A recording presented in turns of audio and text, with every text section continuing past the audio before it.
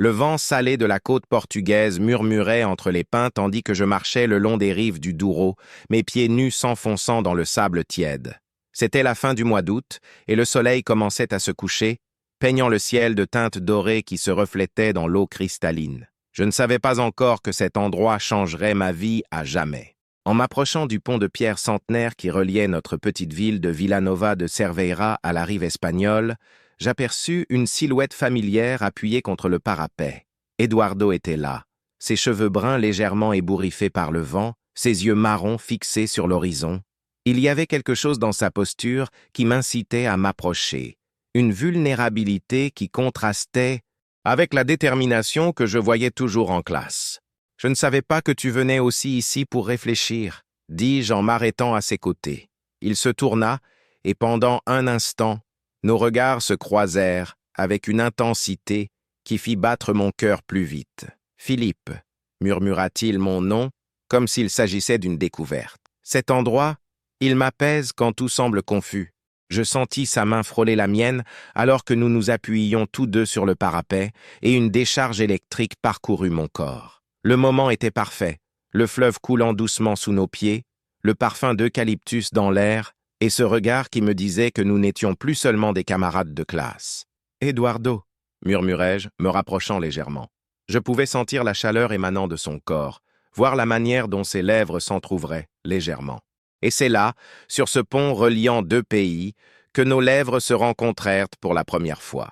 Un baiser doux, hésitant au début, mais qui s'intensifia lorsque je sentis ses mains encadrer mon visage avec une délicatesse qui me fit trembler. Le monde autour de nous sembla disparaître, ne laissant que nous deux et cette connexion impossible à expliquer. Quand nous nous séparâmes, Eduardo posa son front contre le mien. « Je ne sais pas ce que cela signifie », murmura-t-il. « Moi non plus », répondis-je, mais je savais que quelque chose avait changé de manière irréversible entre nous. Je m'appelle Philippe Costa, j'ai 17 ans, et je vis à Vilanova de Cerveira depuis ma naissance. Notre maison se trouve dans une ruelle pavée étroite, avec vue sur le fleuve qui sépare le Portugal de l'Espagne. Mes parents sont des gens simples. Mon père travaille dans la coopérative agricole locale, et ma mère est institutrice.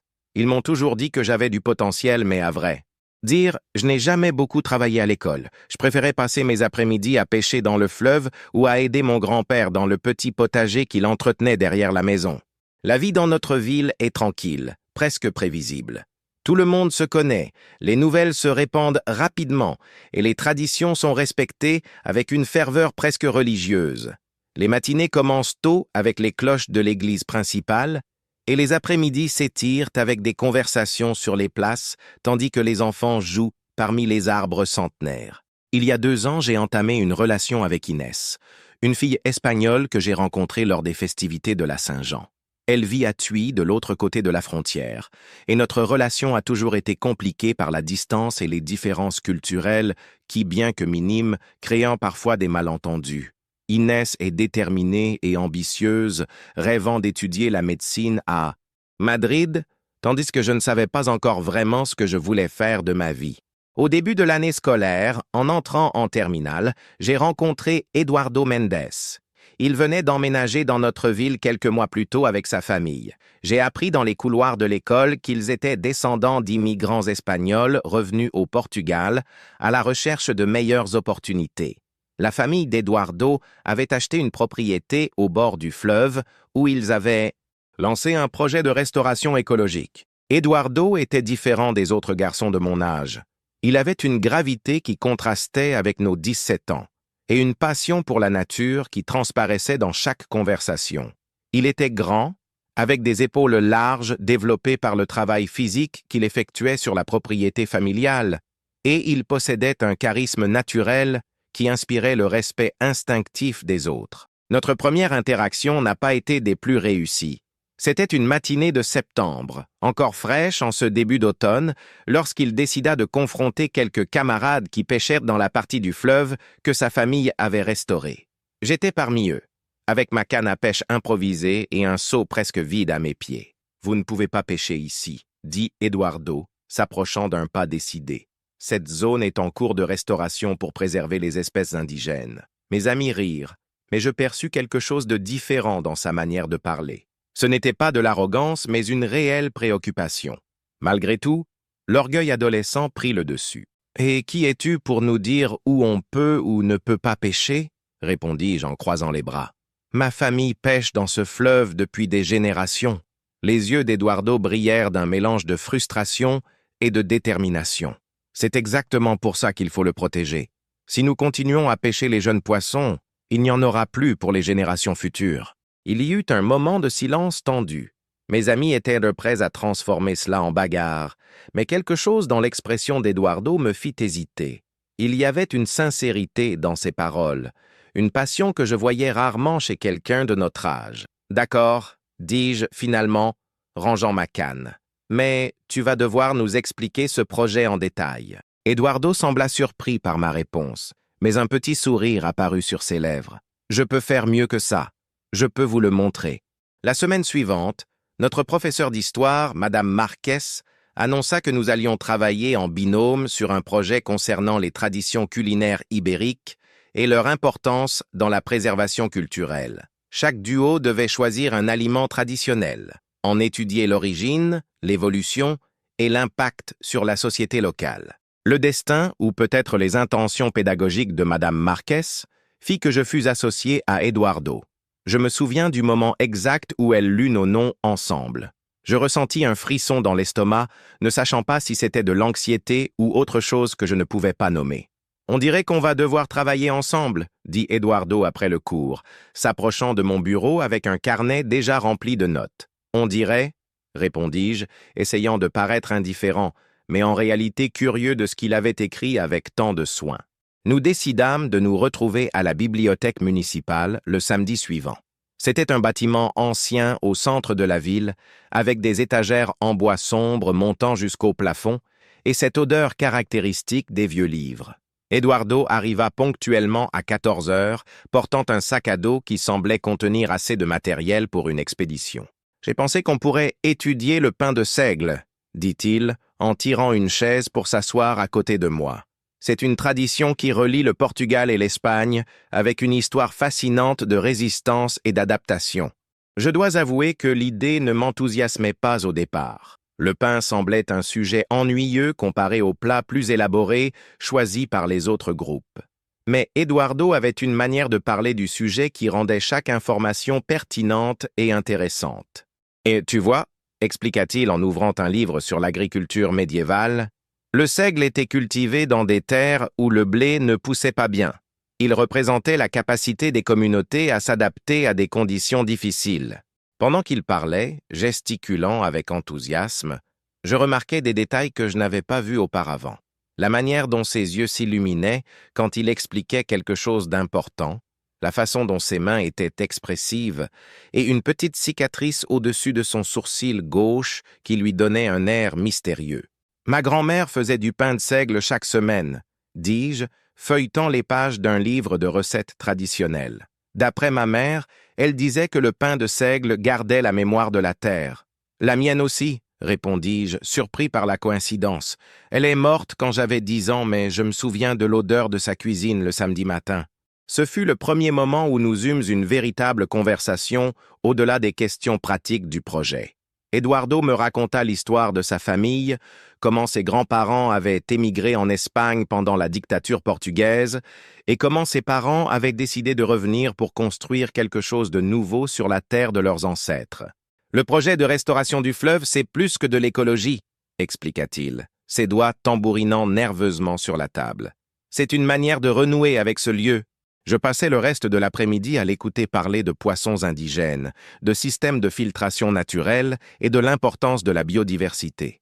Il y avait une passion dans sa voix qui me donnait envie de comprendre, de faire partie de ce qu'il construisait. Quand la bibliothèque ferma à 18 heures, nous continuâmes notre conversation en marchant dans les rues de la ville.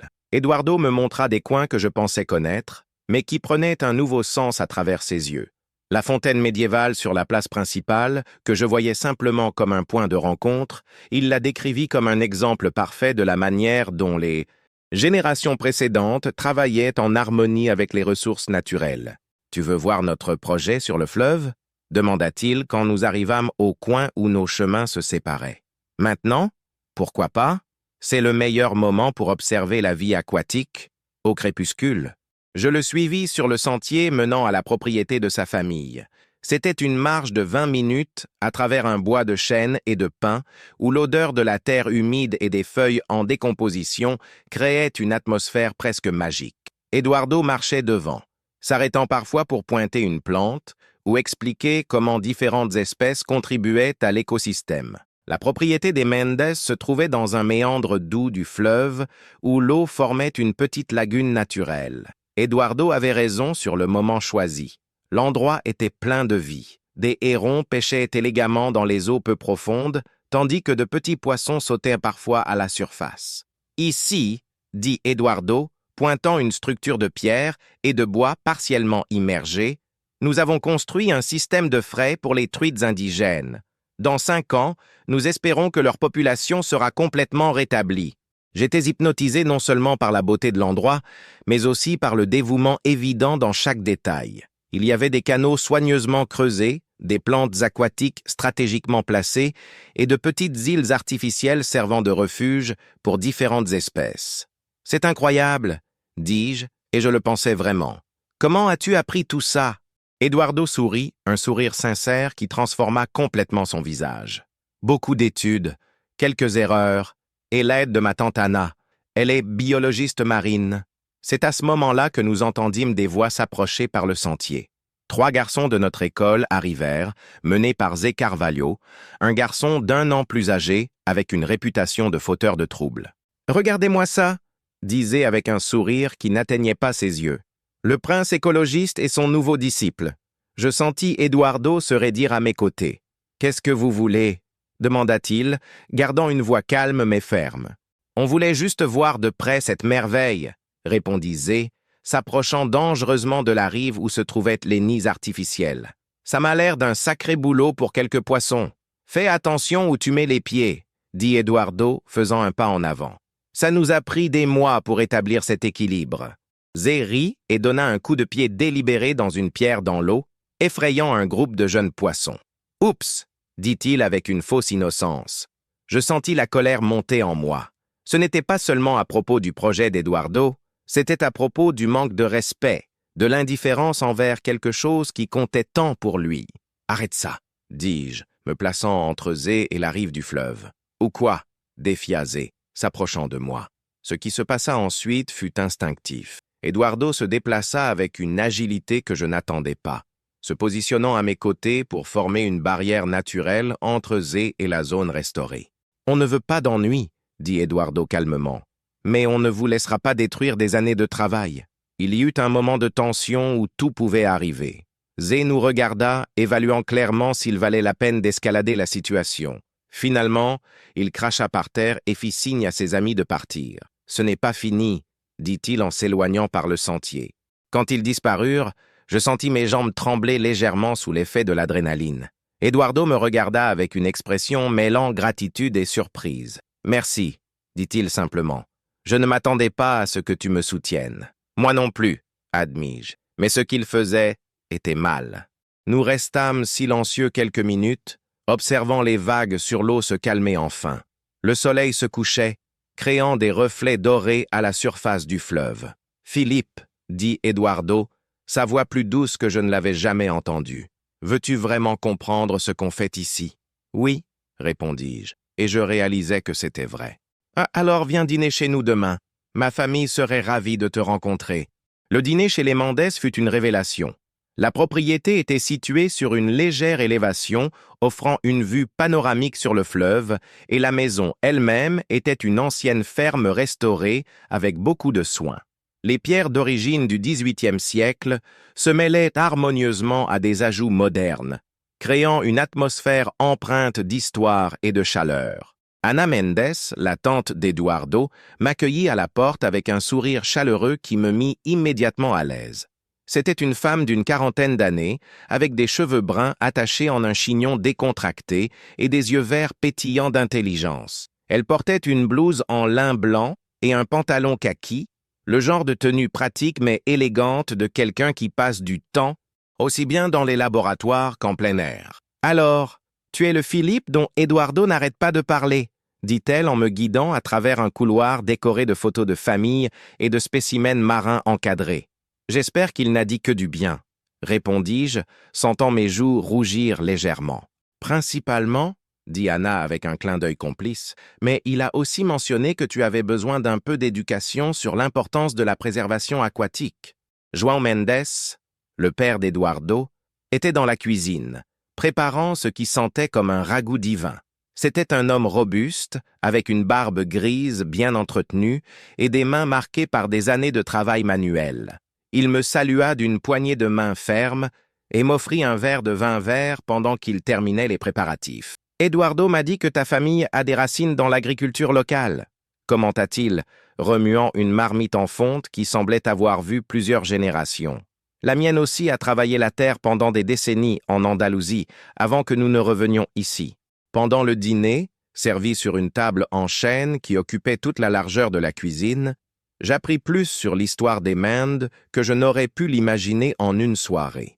João raconta la décision difficile des grands-parents d'Eduardo d'émigrer en Espagne dans les années 1960, fuyant la pauvreté et le manque d'opportunités du Portugal rural. Ils ont travaillé dans les oliveraies pendant 40 ans, expliqua-t-il, coupant de généreuses tranches de pain maison au parfum riche et légèrement acide du seigle fermenté.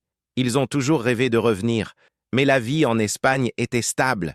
Ce n'est que lorsque moi et Anna avons décidé de faire quelque chose de différent que nous avons pu réaliser leurs rêves. Anna compléta l'histoire en racontant sa carrière de biologiste marine à l'université de Vigo. J'ai passé des années à étudier la dégradation des écosystèmes fluviaux dans la péninsule ibérique. Quand João a hérité de cette propriété de notre grand-oncle, nous y avons vu l'opportunité parfaite d'appliquer toute la théorie à la pratique.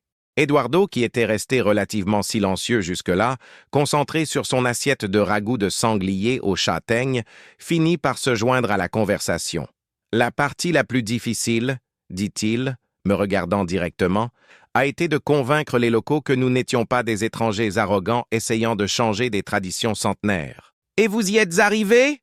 demandai-je, sincèrement curieux. « On y travaille encore, » admit Anna avec un sourire. « Mais des jeunes comme toi, prêts à écouter et à apprendre, font toute la différence. » Après le dîner, Eduardo m'emmena voir le laboratoire improvisé qu'ils avaient installé dans une des dépendances de la ferme. C'était un espace fascinant, avec des aquariums de différentes tailles, des microscopes et des étagères remplies de flacons contenant des échantillons d'eau et de sédiments. « Ici, nous testons la qualité de l'eau tous les mois, » expliqua-t-il, me montrant des graphiques soigneusement organisés sur un mur. Ces données montrent comment l'écosystème répond à nos interventions. J'étudiais les chiffres et les courbes, essayant de comprendre ce qu'ils représentaient. Eduardo fut patient, expliquant comment chaque indicateur reflétait un aspect différent de la santé aquatique. Il y avait quelque chose d'hypnotique dans la manière dont il maîtrisait ses connaissances techniques, tout en les transmettant de manière simple et passionnée. « Tu vois cette ligne ici ?»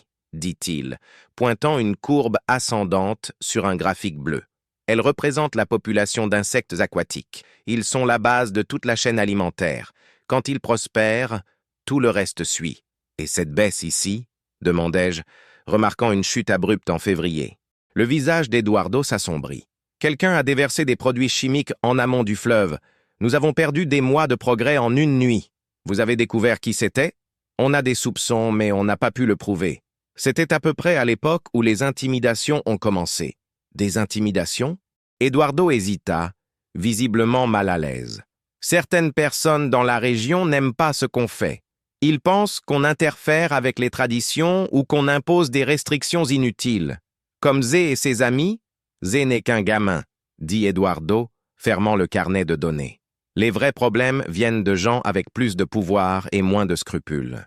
Nous retournâmes à la maison principale où Anna préparait une tisane dans la cuisine. La conversation glissa naturellement vers notre projet scolaire et Anna se montra extrêmement intéressée par notre choix du pain de seigle. « C'est parfait, » dit-elle en servant le thé dans des tasses de porcelaine délicates. Le seigle raconte une histoire de résistance et d'adaptation dans nos deux pays. Saviez-vous que pendant la guerre civile espagnole, beaucoup de familles ont survécu uniquement grâce au pain de seigle, car il était plus nutritif et se conservait plus longtemps?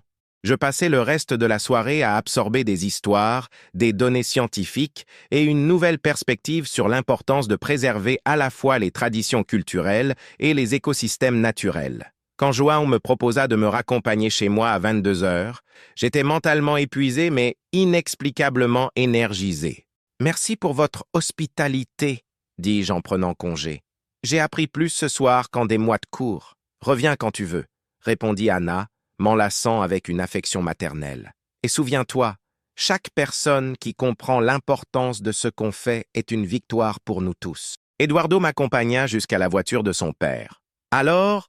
demanda-t-il, visiblement anxieux de connaître ma réaction. « C'est impressionnant, » dis-je sincèrement.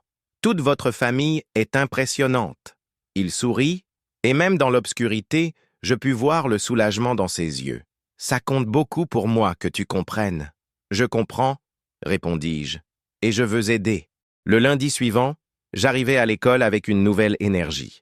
Le projet sur le pain de seigle avait pris une dimension que je n'avais jamais anticipée et j'avais hâte de me plonger dans la recherche avec Eduardo. Mais la matinée me réserva une surprise désagréable. Inès m'attendait près des casiers avec une expression que je connaissais bien, un mélange de curiosité et de jalousie qui annonçait généralement une discussion compliquée. « Où étais-tu hier soir ?» demanda-t-elle sans préambule. « J'ai essayé de t'appeler 3 fois. J'étais chez Eduardo. » répondis-je honnêtement. On travaillait sur le projet d'histoire. « Eduardo » répéta-t-elle, et il y avait quelque chose dans son ton qui me mit en alerte. « Le nouveau garçon dont tout le monde parle. Tout le monde parle de lui? »« Oh, Philippe » dit Inès avec un sourire qui n'atteignait pas ses yeux. « Parfois, tu es tellement naïf, bien sûr qu'on parle de lui. Un garçon beau, mystérieux, avec une famille différente, c'est le sujet de conversation préféré des filles de mon école. » Je ressentis un pincement étrange dans l'estomac. Ce n'était pas exactement de la jalousie, ou du moins pas le genre de jalousie que je m'attendais à ressentir vis-à-vis de ma petite amie intéressée par un autre garçon. C'était quelque chose de plus confus, de plus compliqué. Je ne savais pas, dis-je, essayant de paraître nonchalant. « Et maintenant, tu passes tes soirées chez lui, » continua Inès, jouant avec une mèche de ses cheveux blonds, une habitude qu'elle avait quand elle était nerveuse. « Dois-je m'inquiéter ? » « T'inquiéter de quoi? Du fait que mon petit ami passe plus de temps avec un garçon séduisant qu'avec moi. » La conversation fut interrompue par la cloche annonçant le début des cours. Mais les mots d'Inès résonnèrent dans ma tête toute la matinée. Il y avait quelque chose dans ces soupçons qui me dérangeait. Non pas parce qu'ils étaient infondés, mais parce qu'ils touchaient à des sentiments que je ne comprenais pas encore complètement. Pendant la pause, je trouvai Eduardo à la bibliothèque, penché sur une pile de livres sur l'agriculture médiévale. Il semblait absorbé par sa lecture, prenant des notes minutieuses dans un carnet à couverture noire. « J'ai trouvé quelque chose d'intéressant », dit-il quand je m'assis à côté de lui. Apparemment, au XVIe siècle, le pain de seigle était considéré comme si précieux qu'il était utilisé comme monnaie d'échange dans certaines régions de Galice. « Oh !» « Sérieusement ?» répondis-je, essayant de me concentrer sur ce qu'il disait, mais distrait par ses mains tandis qu'il tournait les pages. Il avait de longs doigts, avec des ongles courts et propres, et une petite cicatrice sur l'index droit qui me donnait envie de lui demander comment il l'avait eu. « Philippe ?» dit Eduardo, me regardant avec inquiétude. « Ça va? Tu sembles ailleurs. »« Désolé, » dis-je, secouant la tête pour chasser mes pensées confuses. Inès était compliquée ce matin. Des problèmes de couple? Demanda-t-il, et il y avait quelque chose dans sa voix que je ne parvins pas à identifier. Elle pense que je passe trop de temps avec toi. Eduardo resta silencieux un moment, les yeux fixés sur le livre ouvert devant lui. Et tu penses qu'elle a raison? Je ne sais pas, admis-je honnêtement. Je ne sais pas quoi penser de beaucoup de choses ces derniers temps. Il me regarda directement, et pendant un instant je ressentis cette même décharge électrique que j'avais sentie sur le pont cette nuit-là. Parfois, les choses les plus importantes dans la vie n'ont pas de sens immédiatement, dit-il doucement. Avant que je puisse répondre, nous fûmes interrompus par l'arrivée de 3 filles de notre classe, menées par Carla Santos, une fille connue pour son goût pour les ragots. « Eduardo » dit Carla avec un sourire exagérément doux, « je peux te parler 1 minute ?» Eduardo me lança un regard d'excuse mais fit signe que ce n'était pas un problème. Je le regardais s'éloigner avec Carla et je sentis ce pincement dans l'estomac s'intensifier. Ce n'était pas possible que je sois jaloux. Ça n'avait aucun sens. Mais quand je vis Carla toucher le bras d'Eduardo en parlant, riant de manière exagérée à quelque chose qu'il avait dit, je ressentis une vague d'irritation que je ne pouvais pas expliquer. Eduardo restait poli, mais je voyais qu'il était mal à l'aise avec cette attention excessive. « La popularité est une chose dangereuse », dit une voix derrière moi. Je me retournai et vis Martha, une camarade de classe connue pour sa perspicacité et son honnêteté brutale. C'était une petite fille aux cheveux courts et lunettes qui parlait rarement, mais toujours de manière pertinente. « Qu'est-ce que tu veux dire ?»« Eduardo », dit Martha, s'asseyant sur la chaise qu'il avait laissée libre. En 3 semaines, il a attiré l'attention de la moitié des filles de l'école et l'admiration de l'autre moitié. Ça va créer des problèmes. Quel genre de problème? Le genre qui implique des petits amis jaloux et des filles rejetées, répondit Martha, ajustant ses lunettes. Sans parler des garçons qui se sentent menacés par sa présence. Comme si elle avait invoqué le problème, Zé Carvalho apparut à l'entrée de la bibliothèque avec 2 de ses amis habituels. Ses yeux balayèrent la salle jusqu'à trouver Eduardo, toujours monopolisé par Carla et ses amis. « Ça va être intéressant », murmura Martha. Zé s'approcha du groupe avec l'assurance excessive de quelqu'un habitué à être le centre de l'attention. « Eduardo », dit-il assez fort pour que la moitié de la bibliothèque l'entende. « J'ai entendu dire que tu étais un spécialiste de la vie aquatique. » Eduardo s'excusa poliment auprès des filles et se tourna pour faire face à Zé. « Je peux t'aider avec quelque chose ?»« En fait, oui, » dit Zé avec un sourire malicieux. « J'ai des amis qui aimeraient visiter ton projet sur le fleuve, ce soir. » Le ton était clairement menaçant, mais Eduardo resta calme. Le projet est toujours ouvert aux visites éducatives. Il suffit de prendre rendez-vous avec moi ou ma tante. « Oh, ça n'aura rien d'éducatif, » répondit Zé, et ses amis rirent de manière désagréable. C'est à ce moment-là que je me levai et rejoignis Eduardo. « Il y a un problème ici ?» Zé me regarda avec mépris. « L'écuyer fidèle est arrivé pour défendre son prince. »« Tu n'as pas besoin de t'impliquer, Philippe, » dit Eduardo calmement. Mais je pouvais voir la tension dans ses épaules. « Bien sûr que si, » répondis-je, surpris par la fermeté dans ma propre voix. « On est partenaire de projet. »« Oh, comme c'est touchant, » disait, mais il y avait quelque chose de différent dans son attitude.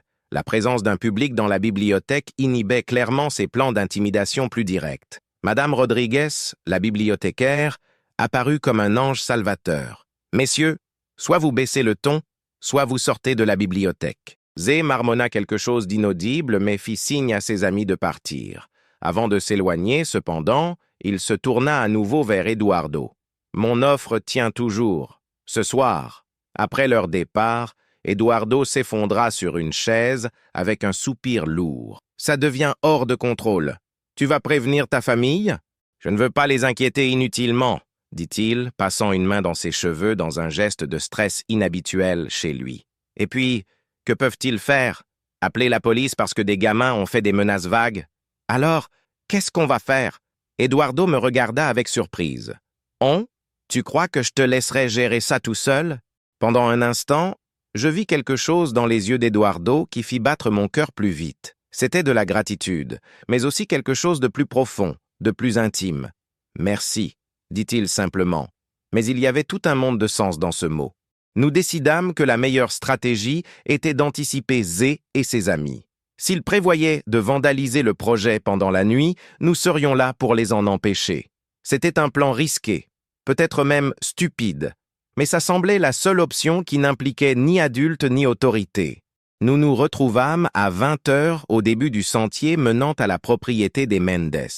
Eduardo avait apporté 2 lampes de poche et un sac à dos contenant ce qu'il décrivit comme des fournitures essentielles.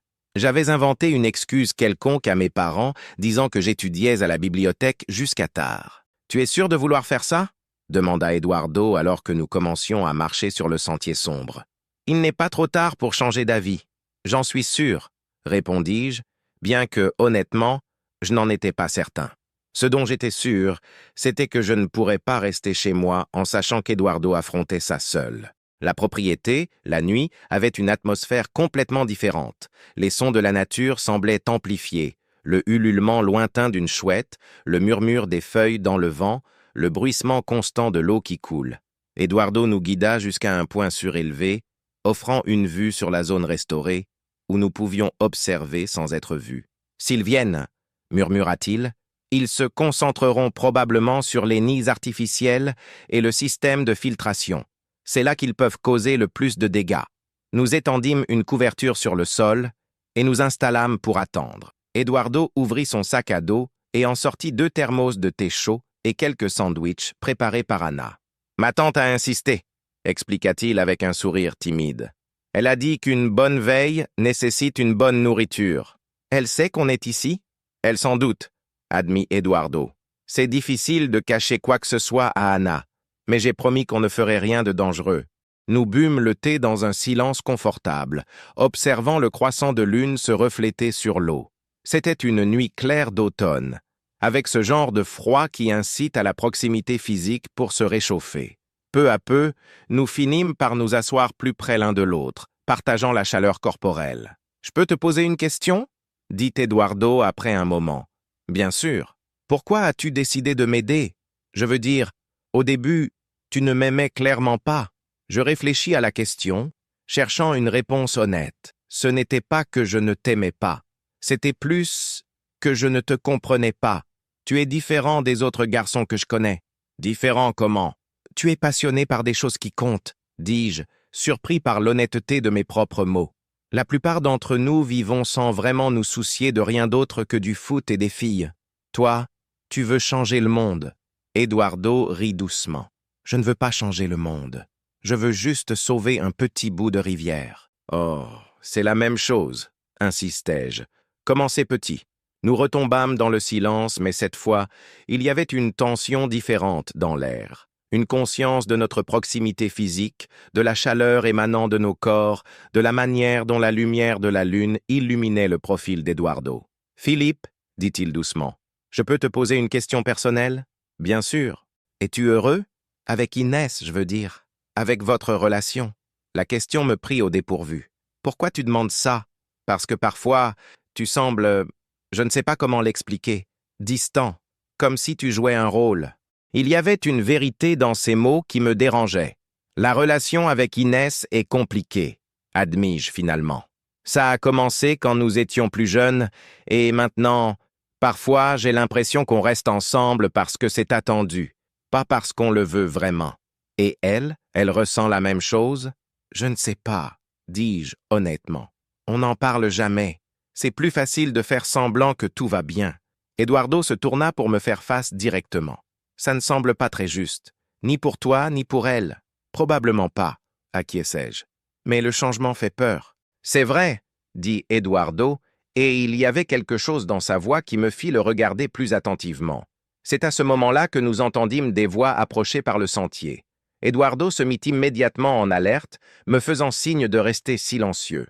Je reconnus la voix de Zé avant même de le voir émerger de l'obscurité avec 3 amis que je ne connaissais pas. « C'est là !»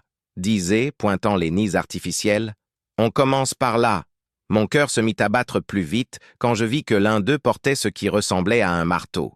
Eduardo me toucha le bras, signalant qu'il fallait attendre d'être sûr de leurs intentions. Zé s'approcha de la rive et donna un coup de pied délibéré dans une des structures de pierre soigneusement positionnées. Le bruit de l'impact résonna sur l'eau, faisant s'envoler plusieurs oiseaux nocturnes alarmés. « Ça, c'est pour l'arrogance que tu te donnes, » disait dans l'air, comme si Eduardo pouvait l'entendre. « Et pour penser que tu es meilleur que nous tous. » C'est quand l'ami avec le marteau s'approcha du système de filtration qu'Eduardo ne put plus rester immobile. « Arrêtez !» cria-t-il, se levant de notre position cachée. Les 4 garçons se tournèrent simultanément, clairement surpris de ne pas être seuls. Zé, cependant, retrouva rapidement le contrôle de la situation. « Regardez-moi ça !» dit-il avec un sourire malicieux. « Les gardiens de nuit. » Eduardo descendit vers eux avec des pas assurés, et je le suivis, malgré tous mes instincts qui me disaient de courir dans la direction opposée. « Qu'est-ce que vous voulez ?» demanda Eduardo, s'arrêtant à une distance prudente du groupe. « T'apprendre une leçon d'humilité, » répondit Zé, faisant signe à ses amis de nous encercler. « 4 contre 2, observai-je, essayant de garder une voix calme. Très courageux. Le courage n'est pas le problème ici, dit le garçon avec le marteau, que je reconnus maintenant comme étant Manuel Pereira, connu pour ses problèmes de violence à l'école. Eduardo fit un pas en avant, se plaçant légèrement devant moi. « Faites ce que vous voulez de moi, » dit-il, « mais laissez le projet tranquille. Il représente des années de travail de beaucoup de gens. » « C'est exactement le problème, » répondit Zé. « Des années de travail de gens qui pensent qu'ils peuvent venir ici et changer nos traditions. »« Quelle tradition ?» demanda Eduardo, sincèrement perplexe. « La tradition de détruire l'environnement ?» C'était la mauvaise question. Zé s'avança et poussa Eduardo avec force, le faisant trébucher en arrière. Instinctivement, je me plaçai entre eux. « Arrête ça !» criai-je, mais ma voix sonnait plus effrayée qu'autoritaire. « Ou quoi ?» défia Zé, me poussant à son tour. Ce qui suivit fut un chaos de mouvements rapides et d'adrénaline. Manuel leva le marteau vers le système de filtration, Eduardo se lança pour l'arrêter, et je finis par me retrouver dans une bagarre avec un des autres garçons. J'entendis le bruit du métal contre la pierre, puis un cri de douleur que je ne pus identifier comme venant d'Eduardo ou de quelqu'un d'autre. Il y avait beaucoup de confusion, beaucoup de corps en mouvement dans l'obscurité, et une peur réelle que quelqu'un soit gravement blessé. C'est alors que nous entendîmes le bruit d'une voiture s'approchant par la route de terre. Des phares puissants illuminèrent toute la zone, révélant le chaos de la situation. Zé et ses amis arrêtèrent immédiatement de se battre et regardèrent, paniqués, en direction de la lumière. « Merde !» murmura Manuel, lâchant le marteau. « On s'en va !» Les quatre s'enfuirent dans la direction opposée, disparaissant rapidement dans l'obscurité de la forêt. Eduardo et moi restâmes seuls sur la rive du fleuve, tous deux essoufflés et légèrement blessés.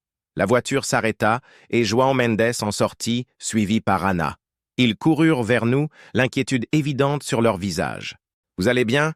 demanda Anna, examinant rapidement Eduardo à la recherche de blessures. « Oui » répondit Eduardo, mais je pouvais voir qu'il avait une coupure sur la lèvre et des éraflures sur les bras. « Comment avez-vous su ?»« Intuition maternelle » dit Anna sèchement, « et le fait que vous ayez laissé une traînée de miettes de pain jusqu'ici. » João examina les dégâts causés au projet. Heureusement, l'intervention avait été assez rapide pour empêcher une destruction sérieuse, mais quelques structures avaient été endommagées. « On va appeler la police » dit Anna fermement. « Non » répondit Eduardo rapidement. « Ça ne ferait qu'aggraver les choses. On peut réparer les dégâts. »« Eduardo » dit João calmement, « ça ne peut pas continuer. Si on ne fait rien maintenant, ça empirera. » Pendant qu'ils discutaient des options, je remarquai que je tremblais. Ce n'était pas à cause du froid, mais de l'adrénaline résiduelle et de la prise de conscience que la situation aurait pu être bien pire. Eduardo le remarqua et, sans réfléchir, posa un bras autour de moi. « Merci, » dit-il doucement, juste pour moi. « D'être resté. » Je sentis la chaleur de son corps contre le mien, l'odeur de sa peau mêlée à l'air frais de la nuit, et quelque chose en moi changea de manière permanente. Ce n'était pas de la gratitude que je ressentais. C'était quelque chose de bien plus complexe et effrayant. Et ainsi, chers auditeurs, une nuit qui avait commencé avec l'objectif de protéger un projet de conservation est devenue quelque chose de bien plus significatif. Parfois, ce sont les moments de crise qui nous montrent ce qui compte vraiment. Avez-vous déjà vécu des expériences qui ont complètement changé votre perspective sur une personne importante? Partagez-les dans les commentaires. Je suis toujours curieux de vos histoires de transformation personnelle. La semaine qui suivit l'incident au bord du fleuve fut l'une des plus intenses de ma vie. João et Anna décidèrent finalement de signaler l'incident aux autorités scolaires, ce qui entraîna une série de réunions tendues avec la direction, les parents et même certaines autorités locales. Zé et ses amis nièrent tout, bien sûr, mais les preuves physiques des dégâts étaient irréfutables. Pendant cette période chaotique, Eduardo et moi passâmes encore plus de temps ensemble, travaillant sur le projet scolaire et aidant à réparer les dommages causés au système de restauration. C'était un travail physique et minutieux, repositionner des pierres, replanter de la végétation aquatique, recalibrer les systèmes de filtration. Mais il y avait quelque chose de thérapeutique dans cette collaboration, comme si chaque geste de réparation renforçait non seulement l'écosystème, mais aussi notre lien. C'est lors d'un de ces après-midi de travail, alors que nous essayions de réinstaller un des nids artificiels pour les truites, qu'Eduardo aborda enfin l'éléphant dans la pièce. « Philippe, dit-il, les mains couvertes de boue jusqu'aux poignets, il faut qu'on parle de ce qui se passe entre nous. » Je sentis mon estomac se nouer. J'avais évité cette conversation de peur de ce qu'elle pourrait signifier. « Qu'est-ce que tu veux dire ?» Eduardo arrêta de travailler et me regarda directement. « Tu sais exactement ce que je veux dire. Cette connexion, cette alchimie entre nous. » Mon cœur se mit à battre plus vite. « Eduardo, je sais que tu as une petite amie, continua-t-il, la voix douce mais déterminée, et je sais que c'est compliqué, mais je ne peux pas continuer à prétendre que je ne ressens pas ce que je ressens. » Il y avait une vulnérabilité dans sa confession qui me désarma complètement. Pendant des semaines, j'avais lutté contre des sentiments que je ne pouvais pas nommer, essayant de me convaincre que l'intensité de notre amitié était normale, que la manière dont mon cœur s'accélérait quand il souriait n'était que de l'admiration. « Qu'est-ce que tu ressens ?» demandai-je, la voix plus rauque que je ne l'aurais voulu. Eduardo posa ses outils et s'approcha de moi, s'arrêtant à quelques centimètres. « Je ressens que quand je suis avec toi, tout a un sens. Je sens que tu peux voir qui je suis vraiment, pas juste l'image que je projette. Et je sens que... Que quoi? Que je suis en train de tomber amoureux de toi. » Les mots restèrent suspendus dans l'air entre nous, comme un pont que je pouvais choisir de traverser ou de brûler. Je regardais Eduardo, vraiment regarder, et vis non seulement le garçon beau et passionné par la nature que tout le monde voyait, mais quelqu'un qui me comprenait d'une manière que je n'avais jamais connue auparavant. « Moi aussi, » murmurai-je enfin. « Je suis en train de tomber amoureux de toi aussi. » Le sourire qui illumina le visage d'Eduardo était comme un lever de soleil. Lentement, comme si nous avions tout le temps du monde, il leva la main et toucha mon visage, son pouce traçant doucement la ligne de ma pommette. « Je peux t'embrasser » demanda-t-il. Et la formalité de la question après tout ce que nous avions partagé me fit presque rire. Au lieu de répondre avec des mots, je comblais la distance entre nous. Le baiser fut différent de celui que nous avions partagé sur le pont des semaines auparavant. Celui-ci était conscient, délibéré, chargé de sens. Les lèvres d'Eduardo étaient douces et chaudes, et quand sa langue effleura légèrement la mienne, je ressentis une vague de désir qui me fit trembler. Quand nous nous séparâmes, nous respirions tous deux lourdement. Eduardo posa son front contre le mien, les yeux fermés. « Qu'est-ce qu'on va faire ?» demanda-t-il. « Je ne sais pas, admis-je. Mais je sais que je ne peux pas prétendre que ça n'existe pas. » Le projet scolaire sur le pain de seigle avait évolué bien au-delà de nos attentes initiales. Ce qui avait commencé comme une simple recherche sur les traditions culinaires s'était transformé en une présentation multimédia combinant histoire, écologie et préservation culturelle.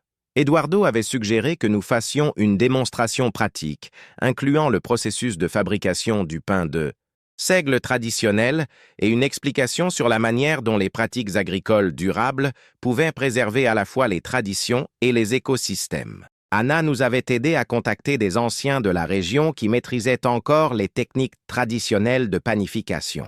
Donna Maria, une dame de 82 ans vivant dans un village voisin, accepta de nous enseigner le processus complet de la préparation du levain à la cuisson au four à bois. Le secret, expliqua Donna Maria en nous observant essayer d'imiter ses mouvements expérimentés, ce n'est pas la recette, c'est le temps et le respect pour la pâte. C'était un samedi matin, 2 semaines avant la présentation finale, et nous étions dans la cuisine traditionnelle de la ferme des Mendes. J'étais chargé de maintenir le feu du four à la bonne température, tandis qu'Eduardo travaillait la pâte avec une concentration qui me faisait sourire. « Plus de force dans les bras », instruisit Donna Maria, corrigeant la technique d'Eduardo. « Le seigle est plus têtu que le blé. Il a besoin d'être convaincu. » J'observais les muscles des avant-bras d'Eduardo se contracter pendant qu'il pétrissait le pain, et je dus faire un effort pour rester concentré sur la température du four. Depuis notre confession mutuelle la semaine précédente, chaque interaction avait pris une nouvelle dimension. Des gestes simples comme Eduardo passant la main dans ses cheveux ou souriant distraitement faisaient battre mon cœur plus vite. « Et toi, Philippe ?» dit Donna Maria, me ramenant au présent. « Tu laisses le feu trop chaud. Le pain de seigle a besoin d'une chaleur constante, pas de hâte. »« Désolé, Donna Maria, » murmurai-je, ajustant le bois.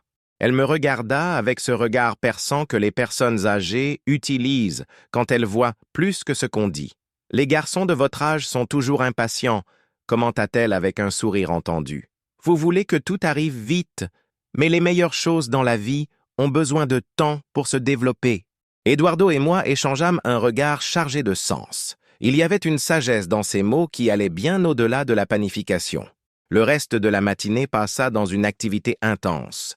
Nous apprîmes sur les différents types de seigles, sur la manière dont le climat et le sol affectaient la saveur finale, sur les traditions familiales transmises de génération en génération à travers des recettes gardées comme des trésors. « Dans ma jeunesse, » raconta Donna Maria pendant que nous attendions que le pain cuise, « chaque famille avait sa propre variation. Ma grand-mère ajoutait des graines de fenouil sauvage qu'elle cueillait dans les montagnes. Elle disait que ça portait chance au pain et santé à ceux qui le mangeaient. « Vous avez encore la recette ?» demanda Eduardo, les yeux brillants d'intérêt. « Je l'ai ici, » dit-elle, touchant son cœur, « et ici, » ajouta-t-elle, touchant son front. « Je ne l'ai jamais écrite. Les meilleures recettes ne s'écrivent pas, elles se ressentent. » Quand le pain sortit enfin du four, doré et parfumé, avec la croûte craquelée caractéristique du seigle bien fait, je ressentis une sensation de triomphe, d'une intensité surprenante. Ce n'était pas seulement d'avoir réussi à faire du pain, c'était d'avoir connecté avec quelque chose de plus grand, de plus ancien, de plus significatif. « Maintenant, » dit Donna Maria, coupant de généreuses tranches encore fumantes, « goûtez le fruit de votre travail. » Le pain avait une saveur complexe, légèrement acide, avec une texture dense, mais pas lourde. Il était complètement différent du pain commercial auquel j'étais habitué, plus riche, plus vivant. « C'est parfait, » dit Eduardo. Et quand il me regarda en disant cela, je savais qu'il ne parlait pas seulement du pain.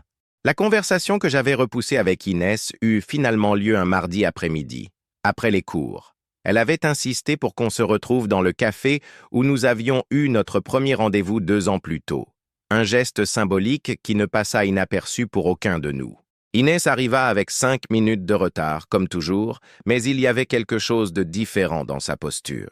Habituellement confiante et souriante, elle semblait nerveuse, presque sur la défensive. « Il faut qu'on parle », dit-elle avant même de s'asseoir, allant droit au but. « Je sais », répondis-je. « Moi aussi, je pense qu'on doit parler. » Elle commanda un café et resta silencieuse un long moment, remuant le sucre avec des gestes mécaniques. « Il se passe quelque chose entre toi et Eduardo, » dit-elle finalement. Ce n'était pas une question. Je sentis mon estomac se nouer, mais je me forçais à maintenir le contact visuel. « Oui, depuis combien de temps ? Ce n'est pas aussi simple. »« Si, ça l'est, » interrompit-elle, la voix prenant une dureté que je lui entendais rarement. « Soit il y a quelque chose, soit il n'y a rien. Depuis combien de temps ? Quelques semaines, admis-je. Mais Inès, notre relation avait déjà des problèmes avant ? Des problèmes ? Répéta-t-elle, les sourcils levés. Quels problèmes ? Je pensais que tout allait bien entre nous.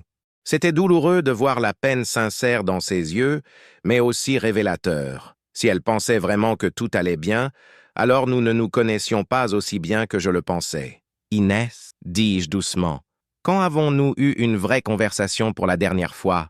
Pas sur l'école, les amis ou les plans pour le week-end, mais sur nous, sur ce qu'on ressent, sur ce qu'on veut. Elle resta silencieuse, réfléchissant visiblement. « Je ne sais pas, » admit-elle enfin. « Mais ça ne veut pas dire qu'il y a des problèmes. Ça veut dire qu'on est à l'aise l'un avec l'autre, ou ça veut dire qu'on s'est installé dans une routine. »« Et c'est ce que tu veux ?» demanda-t-elle, la voix commençant à trembler légèrement. « Tu veux mettre fin à tout ce qu'on a construit à cause d'un béguin pour un garçon que tu connais depuis un mois ?» La manière dont elle dit « garçon » portait un poids de mépris qui me surprit. « Ce n'est pas un béguin, » dis-je fermement. « Et ce n'est pas seulement à cause d'Eduardo.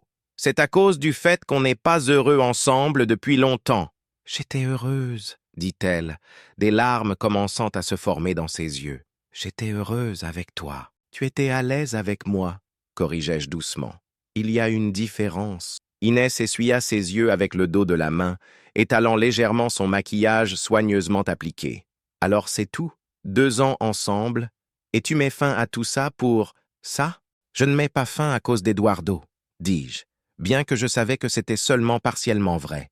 Je mets fin à ça parce que nous méritons tous les deux d'être vraiment heureux, pas juste à l'aise. Elle resta silencieuse un long moment, regardant sa tasse de café à moitié vide. Quand elle parla enfin, sa voix était plus calme, mais il y avait une froideur qui me blessa. « J'espère que tu seras heureux avec lui, » dit-elle, se levant pour partir. « Et j'espère que ça valait la peine de détruire ce qu'on avait. » Après son départ, je restais seul dans le café, ressentant un mélange complexe de soulagement, de culpabilité et d'anticipation. Avais-je fait ce qu'il fallait? Probablement. Alors pourquoi me sentais-je si mal? J'appelai Eduardo et lui demandai de me retrouver sur le pont où tout avait commencé. Quand je lui racontai la conversation avec Inès, il m'écouta en silence, les yeux fixés sur l'eau qui coulait en dessous de nous. « Comment te sens-tu » demanda-t-il quand j'eus fini. « Confus, admis-je, soulagé, mais aussi coupable, triste pour la fin de quelque chose qui était important, mais plein d'espoir pour ce qui pourrait venir ensuite. » Eduardo hocha la tête, comprenant. « C'est normal de ressentir ça. Mettre fin à une relation n'est jamais facile, même quand c'est la bonne décision. »« Tu as déjà eu une petite amie ?» demandai-je, réalisant qu'il y avait encore beaucoup de choses sur Eduardo que je ne savais pas. Il sourit tristement. « Un petit ami, en fait. En Espagne, avant qu'on ne déménage ici. » La révélation ne me surprit pas autant que je l'aurais pensé. D'une certaine manière, ça collait avec tout ce que je savais d'Eduardo. Que s'est-il passé? La distance, principalement, et le fait qu'il n'était pas prêt à assumer publiquement la relation. Eduardo fit une pause, regardant ses mains. C'était douloureux, mais ça m'a appris beaucoup sur ce que je veux dans une relation. Et qu'est-ce que tu veux? Eduardo me regarda directement, ses yeux marrons reflétant la lumière du coucher de soleil. De l'honnêteté, du courage, quelqu'un qui n'a pas peur d'être vraiment lui-même. Je ressentis une vague d'émotion qui me surprit par son intensité. « Tu penses que je peux être ces choses-là? »« Tu l'es déjà, » dit-il, s'approchant et prenant ma main. « Depuis que je te connais, tu es en train de découvrir qui tu es vraiment. C'est une des choses les plus belles à observer chez toi. » Nous nous embrassâmes sur le pont, alors que le soleil se couchait derrière les montagnes, peignant le ciel de nuances de rose et d'or. C'était un baiser différent des précédents, pas chargé d'urgence ou de découverte, mais de promesses, de l'engagement envers quelque chose de nouveau, d'effrayant et plein de possibilités.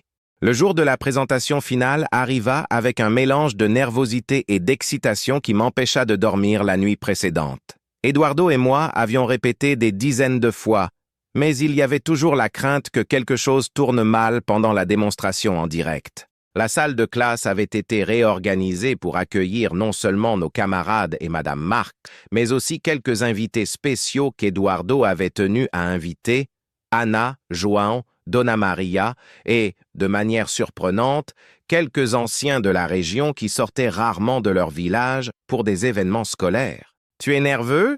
demanda Eduardo pendant que nous ajustions l'équipement de projection. « Terrifié ?» admis-je. « Et toi ? » « Aussi. » dit-il avec un sourire qui me calma immédiatement. « Mais on est prêt, et on a une histoire importante à raconter. » Notre présentation commença par une brève introduction historique sur le seigle dans la péninsule ibérique, illustrée par des photos anciennes qu'Anna nous avait aidé à trouver dans les archives régionales. Eduardo parla des migrations médiévales, de la manière dont différents groupes de population avaient adapté la culture du seigle aux conditions locales spécifiques. Mais c'est lorsque nous commençâmes à relier l'histoire du pain à des questions contemporaines de durabilité que la présentation prit vraiment vie. J'expliquais comment les pratiques agricoles traditionnelles étaient souvent plus écologiques que les méthodes modernes, comment la diversité génétique des céréales anciennes représentait un trésor pour faire face aux changements climatiques. Le pain de seigle, dit Eduardo, tenant une tranche du pain que nous avions fait avec Dona Maria, représente la résistance au climat difficile, à la pauvreté, au changement. Mais il représente aussi l'adaptation et l'innovation. C'est alors que nous fîmes quelque chose qu'aucun groupe précédent n'avait tenté. Une démonstration pratique de la fabrication du levain de seigle, expliquant chaque étape non seulement en termes culinaires, mais aussi écologiques. Nous parlâmes de la fermentation naturelle, des micro-organismes bénéfiques, de la manière dont les processus traditionnels étaient des exemples parfaits de biotechnology durable. Dona Maria, que nous avions invitée comme consultante spéciale, compléta notre présentation avec des histoires personnelles qui donnaient vie aux données historiques.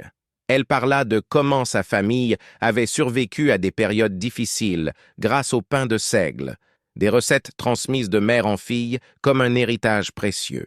Ces garçons, dit-elle, gesticulant dans notre direction, ont compris quelque chose que beaucoup d'adultes ont oublié, que la tradition ne consiste pas à vivre dans le passé, mais à porter le meilleur du passé vers l'avenir. Le moment le plus émouvant vint lorsque nous projetâmes des photos du projet de restauration du fleuve, expliquant comment des principes similaires de durabilité s'appliquaient à la fois à l'agriculture et à la conservation aquatique. Eduardo parla avec passion de la biodiversité, de l'importance des écosystèmes sains pour maintenir des traditions comme la pêche artisanale. La véritable préservation culturelle, conclut-il, ne peut pas exister sans préservation environnementale.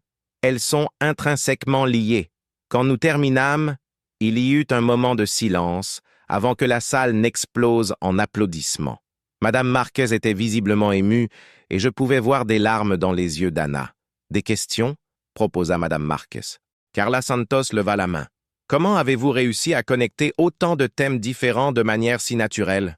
Eduardo et moi nous regardâmes, et il me fit signe de répondre. « Je pense, dis-je, cherchant les mots justes, que quand on se soucie vraiment de quelque chose, on commence à voir comment tout est connecté. Le pain, le fleuve, les gens, les traditions, tout fait partie du même système. Et quand on travaille avec quelqu'un qui partage cette passion, ajouta Eduardo, me regardant avec un sourire qui fit bondir mon cœur, on découvre des connexions qu'on n'aurait jamais vues seul. D'autres questions suivirent, des discussions animées sur la durabilité, la tradition et le rôle de notre génération dans la préservation du meilleur du passé tout en construisant un avenir meilleur. C'était exactement le type de conversation que nous espérions provoquer.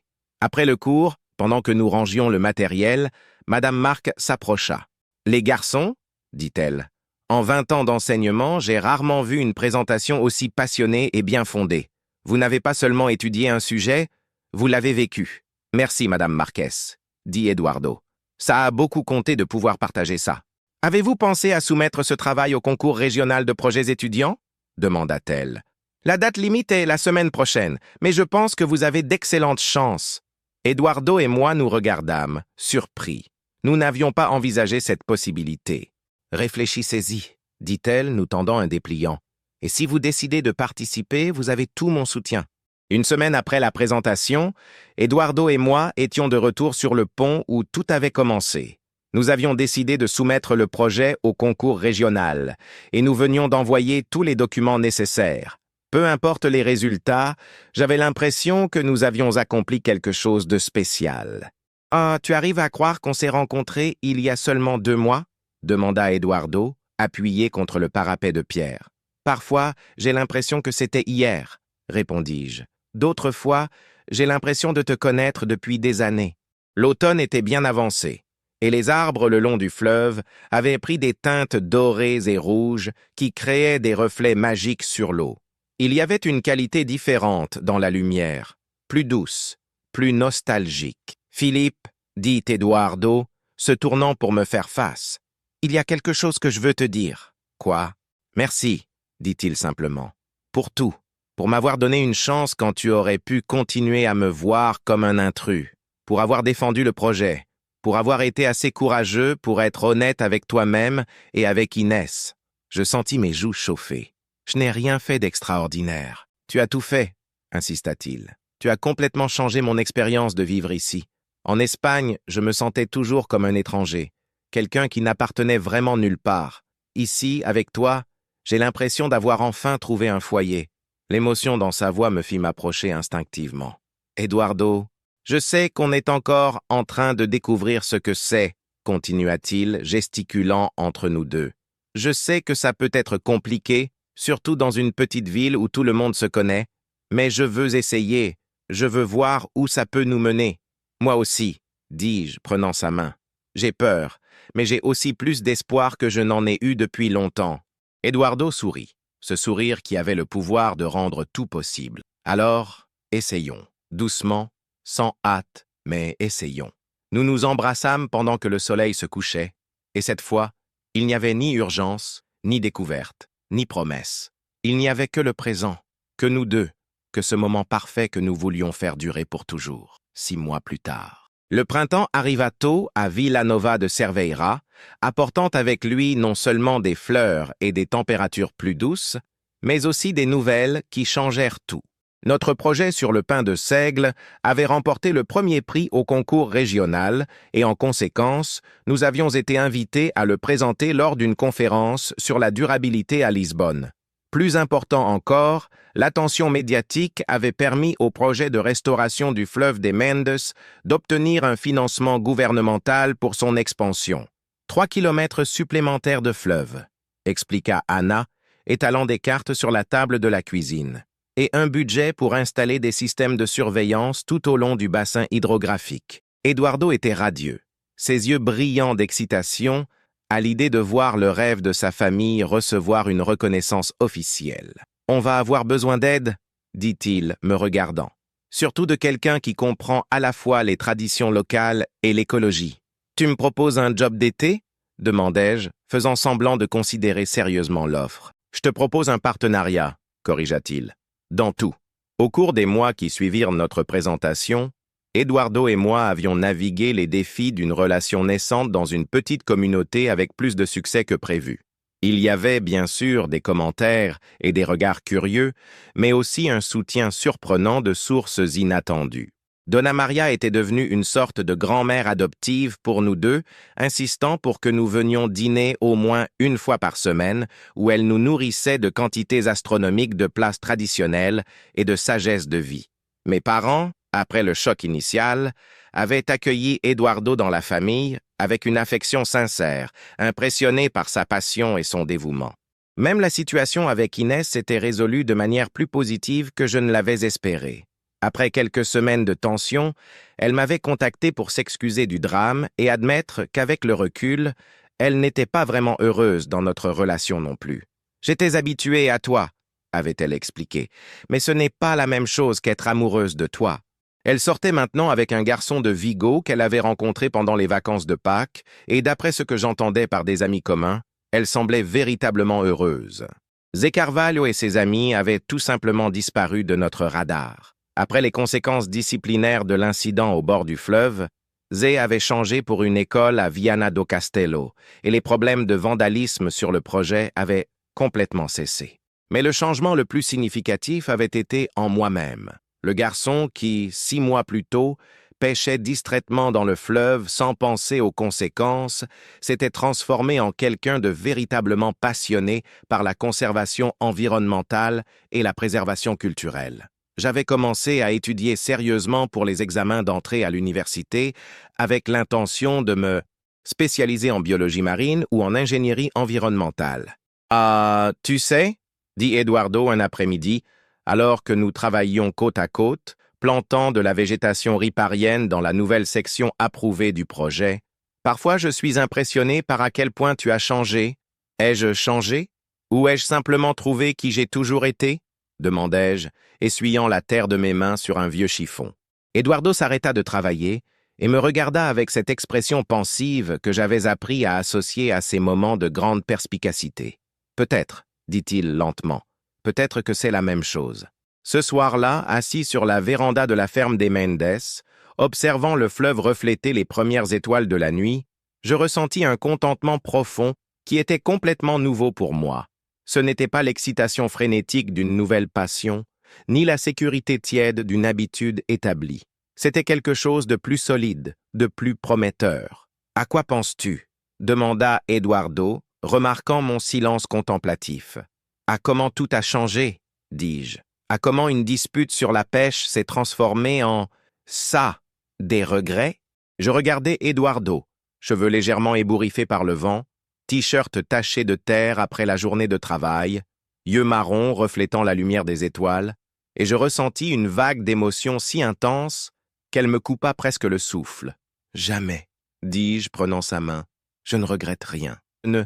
Eduardo sourit et serra mes doigts. « Tant mieux, » dit-il, « parce que ce n'est que le début. » Et en regardant le fleuve qui nous avait unis, les montagnes qui gardaient nos souvenirs, l'avenir qui s'étendait devant nous plein de possibilités, Je sus qu'il avait raison. Ce n'était que le début de quelque chose d'extraordinaire. Le pain de seigle que Donna Maria nous avait appris à faire représentait la résistance et l'adaptation. La restauration du fleuve représentait l'espoir et le renouveau.